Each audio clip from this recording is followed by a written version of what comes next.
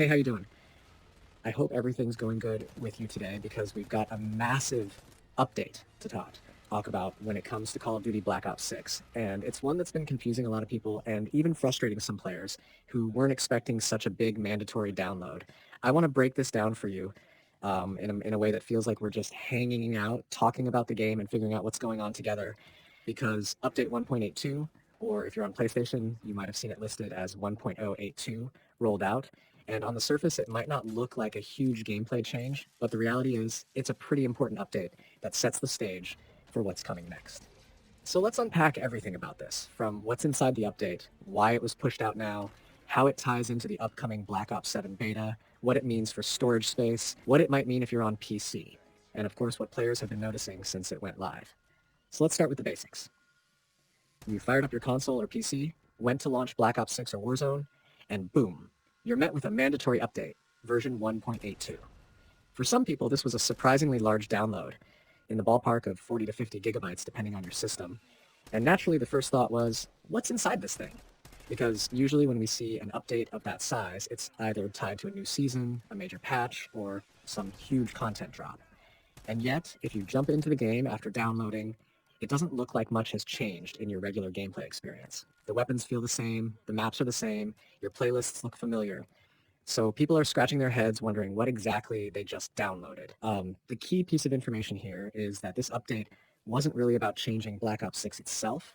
It was about preparing your system for the Black Ops 7 beta. That's right, Activision has decided to package the beta client for BO7 directly inside the Call of Duty HQ app, which means if you already have COD installed, this update essentially downloads the files you'll need for that beta. The idea is to make it seamless so when the beta goes live, you don't have to do an extra giant install. You just get access through your existing client. From Activision's perspective, this is supposed to be convenient, but for players, it feels like you're being forced to download content you may not even want, especially if you're short on hard drive space or just wanted to keep playing BO6 without worrying about the next game yet. Now, I get why they did it. They want to make sure as many people as possible can jump into the BO7 beta without friction, because betas are a big marketing moment. They're stress tests for the servers, and they're designed to build hype. If every player had to go into the store separately, search for the beta, install a massive new client, a good chunk of people might skip it.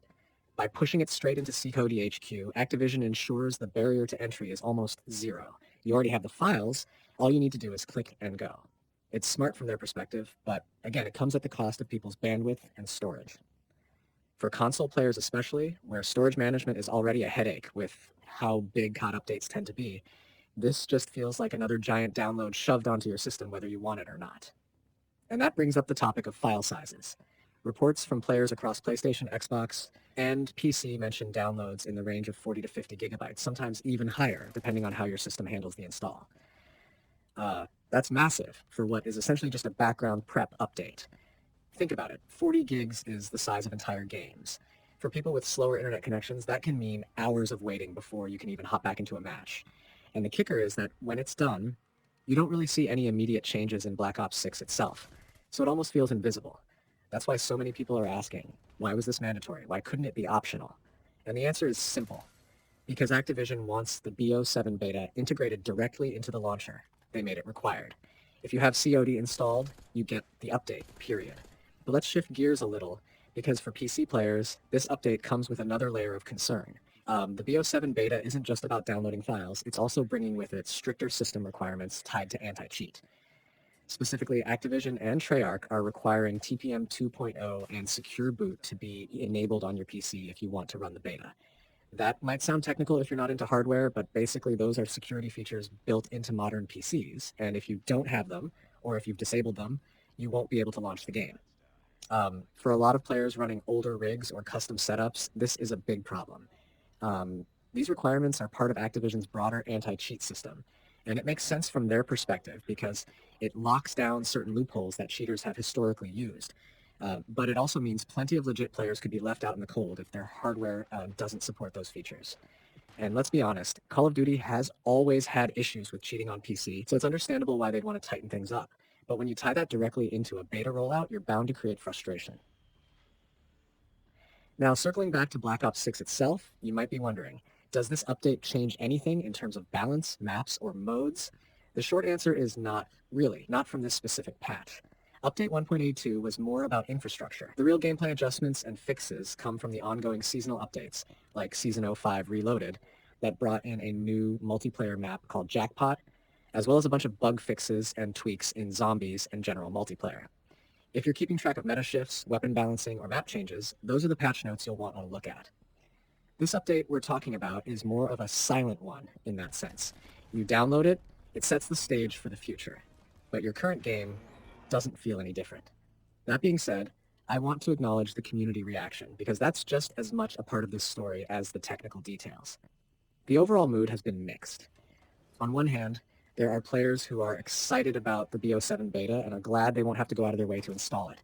For them, this update is just a necessary step to make things smoother later. On the other hand, you've got players who are annoyed at the sheer size of the download, especially those who don't care about BO7 yet and just want to keep playing BO6 or Warzone without being forced into downloading extra content. I've seen plenty of posts from people saying things like, "Why am I being forced to install a game I don't even want?" And that sentiment is pretty widespread. Then you've also got the PC players worried about TPM and secure boot requirements shutting them out. So it's really a situation where Activision's strategy makes sense in theory, but is definitely rubbing some people the wrong way in practice. Something else worth mentioning is how this ties into the larger conversation around COD's install sizes. If you've been playing COD for years, you know this isn't new. Every major update seems to take up ridiculous amounts of storage, and with multiple COD titles now tied into the same HQ launcher, it's becoming harder and harder to manage. Some people literally uninstall other games just to make room for COD updates. And when an update like 1.82 doesn't bring visible changes to your current experience, it feels even more frustrating. I think this is something Activision really needs to address moving forward, either by compressing files better, letting players choose what parts of the game they want installed, or at least making certain content optional. Because right now, it feels like CHOD updates eat away at your storage space without mercy. Now, in terms of actual gameplay after the update, most players report that performance feels about the same. There haven't been widespread reports of new crashes, bugs, or weapon glitches introduced by 1.82, which is good news because sometimes these background updates can accidentally break something. The servers have been stable, matches are playing as expected, and nothing major has been shaken up.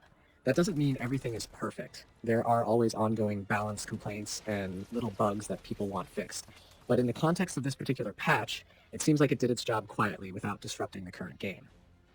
Looking ahead though, the big takeaway is that this update is a signpost for what's next. It's Activision saying, hey, the BO7 beta is coming, and we're making sure you're ready for it, whether you realize it or not. So if you're planning to jump into that beta, you're already set. You've got the files, and when the time comes, you'll just need to enable access. If you're not planning to play the beta, well, unfortunately, you've still got the files sitting there on your system. That's just the way they're rolling it out this year. So what can you do about it? Not much, honestly, other than making sure you've got enough storage space and a stable internet connection for these big updates. For PC players, it's worth double-checking your BIOS settings to see if TPM and Secure Boot are enabled, especially if you plan on testing BO7. If you're on console, it's really just about managing your storage and being prepared for these big seasonal updates.